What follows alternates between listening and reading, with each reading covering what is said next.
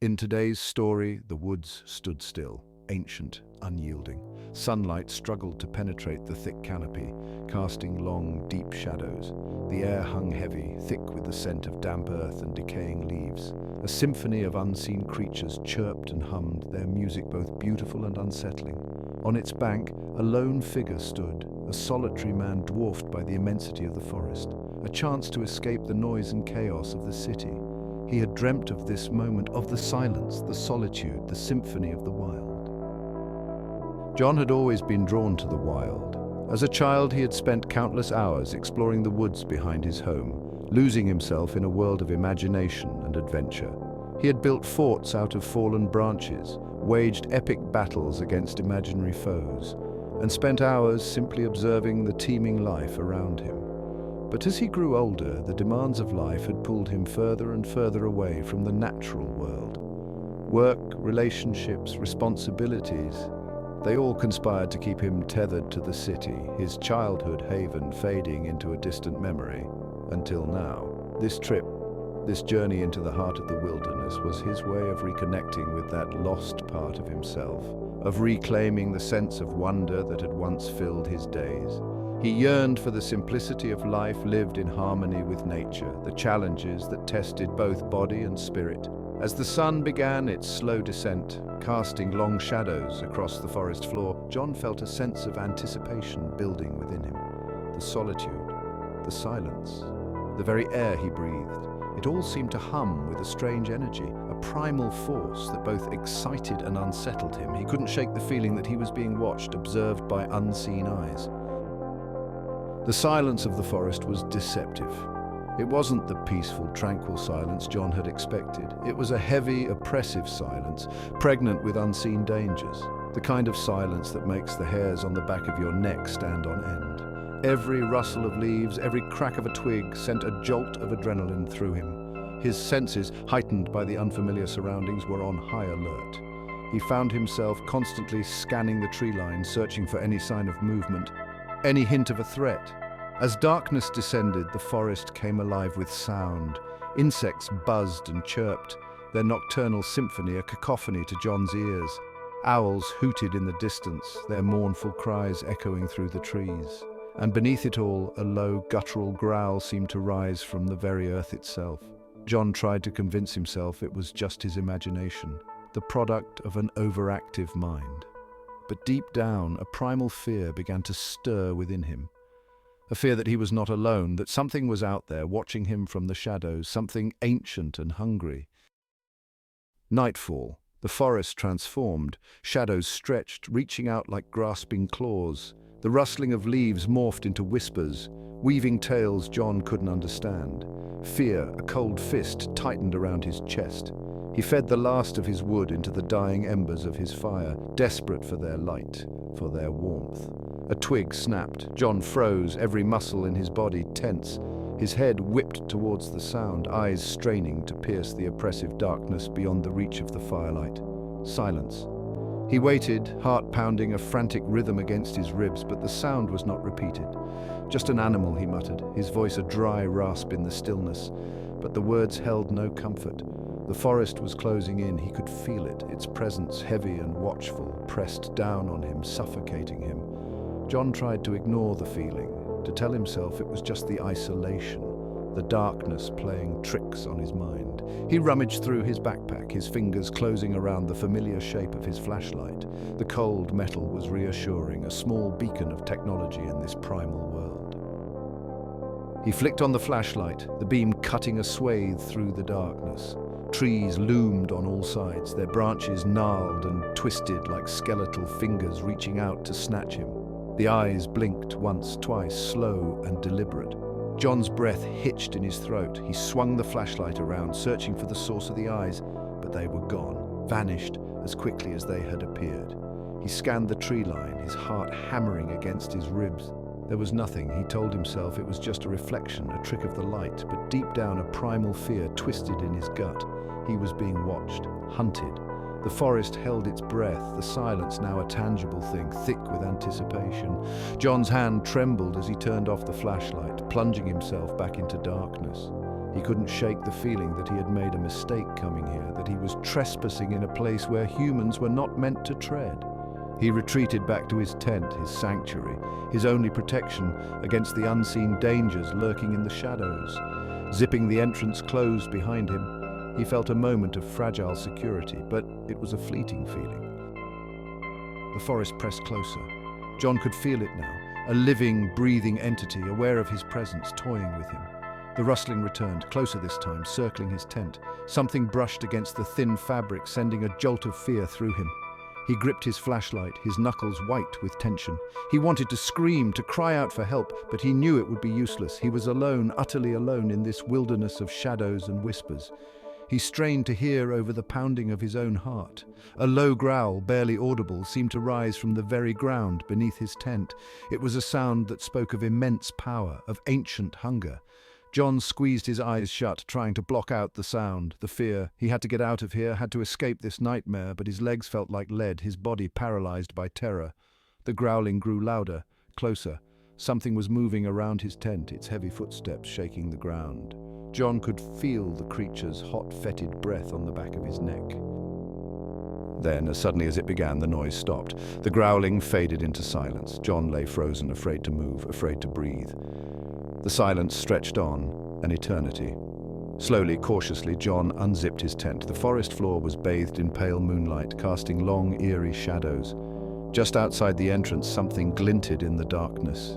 It was a feather, pure white, like freshly fallen snow. John picked it up, his fingers trembling. It was soft, almost weightless. He didn't understand. Was this a gift or a warning? Holding his breath, he shone his flashlight around the clearing, empty. The forest stood silent, watchful. He was alone, for now. The feather, a warning. He knew it now. John didn't waste another second. He scrambled out of the tent, his backpack a dead weight on his shoulders. He had to get away from this place, this clearing, this forest, had to put as much distance between himself and the unseen terror that stalked him. He plunged into the undergrowth, heedless of the thorns that tore at his clothes, the branches that whipped his face. He ran blindly, driven by pure, primal fear. The forest floor seemed to shift and sway beneath his feet, the trees twisting and contorting into monstrous shapes. The sounds of the night, once a source of wonder, were now a symphony of terror. Every rustle of leaves sounded like approaching footsteps, every snapping twig like a predator closing in for the kill. He didn't dare look back, didn't dare slow down. He could feel it behind him, a presence both unseen and all-encompassing, hunting him, herding him. Through the trees, a pale ribbon of moonlight beckoned, a path. John veered towards it, hope surging through his terror. A game trail, barely discernible in the darkness, but a path nonetheless.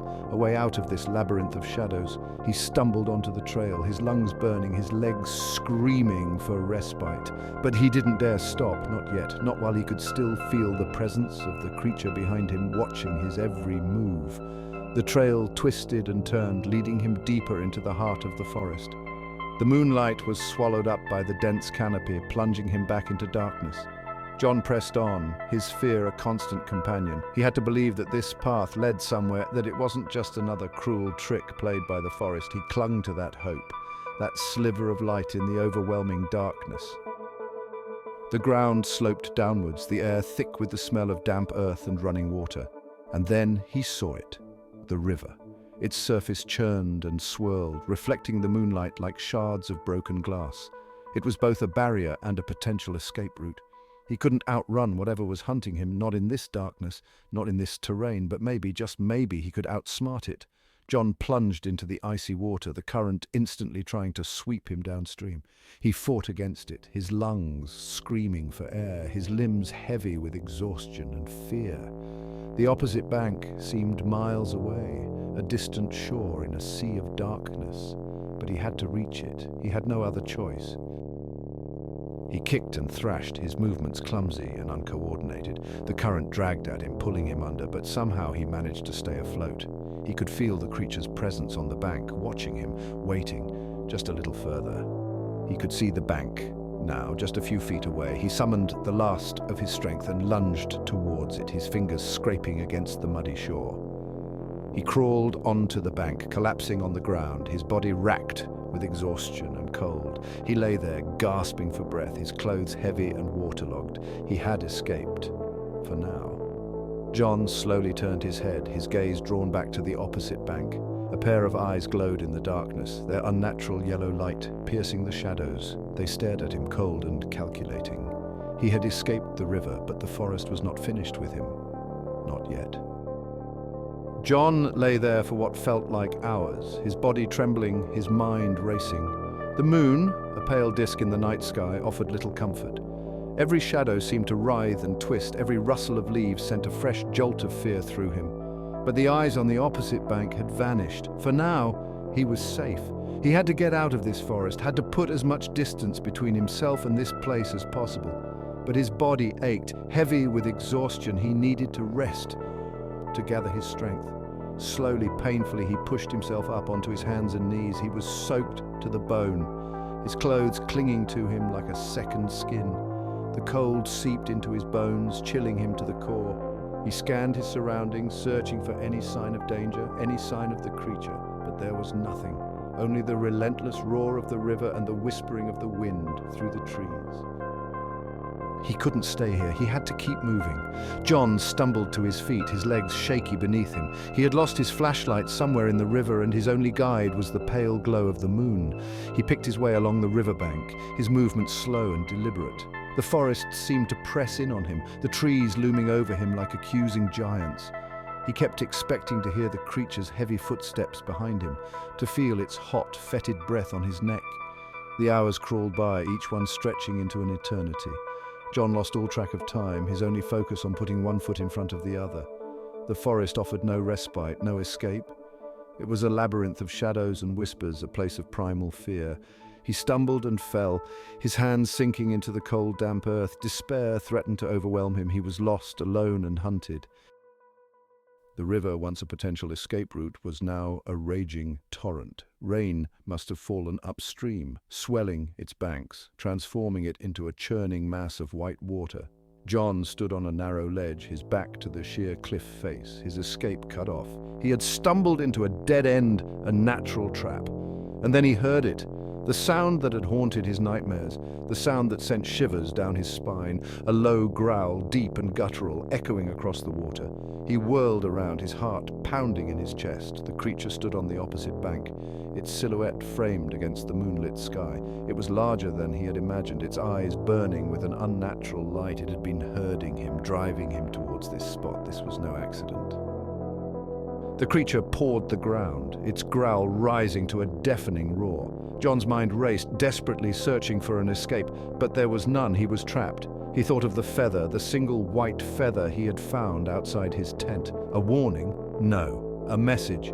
He understood now. This place, this river, this creature. It demanded a sacrifice.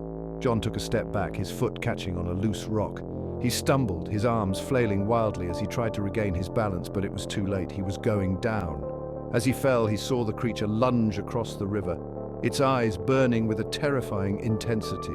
It moved with a speed and agility that belied its size, its claws outstretched, its jaws open wide. John closed his eyes, bracing for the impact.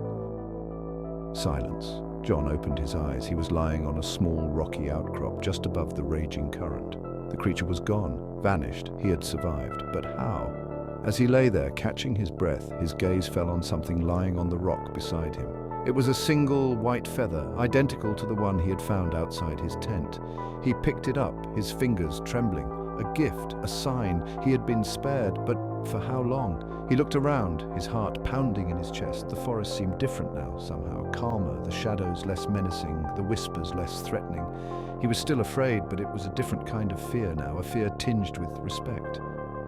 He had looked into the abyss, and the abyss had looked back, and somehow he had survived. He didn't waste any time. He scrambled to his feet and began to make his way along the riverbank, the white feather clutched tightly in his hand.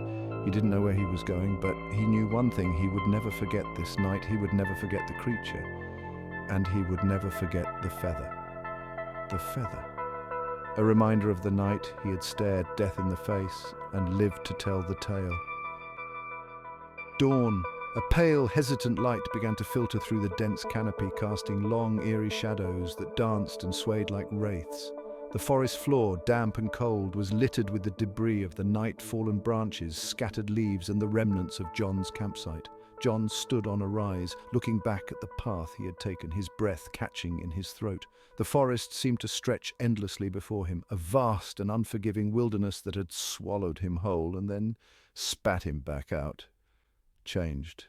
He was alive, but a part of him, the part that clung to the illusion of safety, of civilization, was gone. He took a deep breath, the crisp morning air filling his lungs, and started walking. He didn't know how long he had been wandering through the forest, but the rising sun told him it was time to go. His body ached, his clothes were torn and caked in mud, and his mind was still reeling from the horrors he had witnessed. He had lost his backpack, his supplies, his way, but he still had the feather. He clutched it tightly in his hand, its smooth surface a source of strange comfort, a reminder of the night he had stared death in the face and lived to tell the tale. The forest was alive with sound. Bird song filled the air, a welcome counterpoint to the silence of the night. Small animals scurried through the undergrowth, their movements quick and furtive.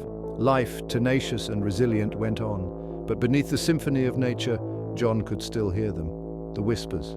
They were faint, almost imperceptible, but they were there. Woven into the rustling of leaves, the murmuring of the river, the cries of the birds. He couldn't make out the words, but he knew they spoke of ancient things, of powers beyond human comprehension. They spoke of the creature, the guardian of the woods, the entity that had spared his life. The thought sent a shiver down his spine. He quickened his pace, his eyes darting nervously from side to side. He had escaped the creature's clutches once, but he wasn't sure he would be so lucky a second time. Hours later, he stumbled out of the tree line and into a clearing. Relief washed over him, so profound it almost brought him to his knees. Across the clearing he could see a dirt road. Civilization. He had found his way back. He turned back to look at the forest, its dark edge a stark contrast to the bright sunlight. It stood there, silent and watchful. John knew he would never forget this place. The forest had tested him and remade him in its image. It had shown him the true face of fear. He took a step back, touching the feather in his pocket. He would never be the same. The forest had seen to that. As he turned and walked away, he could have sworn he heard a sound, a low growl, deep and resonant, or perhaps it was just his imagination. John didn't look back. He knew the forest was watching him, and he knew he would never truly be free of it. The forest remembered.